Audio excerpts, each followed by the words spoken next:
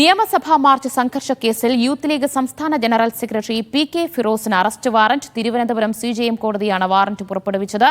ജാമ്യവ്യവസ്ഥ ലംഘിച്ചു എന്നതിനാണ് warrant. P K. Firoz ജാമ്യവ്യവസ്ഥ ലംഘിച്ച് വിദേശത്തു പോയി എന്ന് കോടതി കണ്ടെത്തി. സാജിദ് അജ്മൽ വിവരങ്ങൾ നൽകും. സാജിദ, വിശദാംശങ്ങൾ. അറസ്റ്റ് വാറന്റ് പുറപ്പെടുവിച്ചിരിക്കുന്നു കോടതി. അത് എത്ര വലിയ തിരിച്ചടിയാണ്?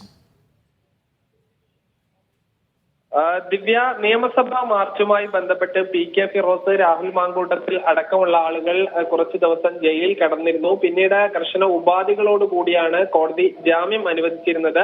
ഇതിൽ പ്രധാനപ്പെട്ട ഒരു വ്യവസ്ഥ എന്ന് പറയുന്നത് ഈ പാസ്പോർട്ട് കോടതിയിൽ കെട്ടിവെക്കണം എന്നുള്ളതായിരുന്നു. അതായത് വിദേശത്ത് പോകുന്നത് തടയുക എന്ന ലക്ഷ്യത്തോടു കൂടിയാണ് കോടതി ഇത്തരമൊരു വ്യവസ്ഥ വെച്ചത്. പക്ഷേ ഇത് ചെയ്യാതെ വിദേശത്തേക്ക് പോയി എന്നാണ് കോടതി കണ്ടെത്തിയിരിക്കുന്നത്. ഇതിന്റെ അടിസ്ഥാനത്തിലാണ് ഇപ്പോൾ അറസ്റ്റ് വാറന്റ് പുറപ്പെടുവിച്ചിട്ടുള്ളത്. പി.കെ. ഫിറോസ് തുർക്കിയിൽ ഒരു പരിപാടിക്കായി പോയിരുന്നു. ഇത് കോടതി കണ്ടെത്തുകയും ഈ അറസ്റ്റ് ചെയ്യണമെന്ന ഒരു വാറന്റ് പുറപ്പെടുവിച്ചിട്ടുണ്ട്. നിലവിൽ എന്തായാലും കോടതി വാറന്റ് പുറപ്പെടുവിച്ച പശ്ചാത്തലത്തിൽ പി.കെ. ഫിറോസിന് ഇതിന്മേൽ അപ്പീൽ പോകേണ്ടി വരും. അല്ലാത്ത പക്ഷം ഈ പോലീസ് പി.കെ. ഫിറോസിനെ അറസ്റ്റ് ചെയ്യുന്ന ഒരു സാഹചര്യത്തിലേക്ക് പോകും. യെസ്, നിയമസഭാ മാർച്ചിനിടെയുണ്ടായ സംഘർഷ കേസിലാണ് ജാമ്യവ്യവസ്ഥ ലംഘിച്ച് വിദേശത്തേക്ക് പോയതിന് പി.കെ. ഫിറോസിന് അറസ്റ്റ് വാറന്റ് പുറപ്പെടുവിച്ചിരിക്കുന്നത്. വിശദാംശങ്ങളാണ് സാജിദ് അജ്മൽ നൽകിയത്.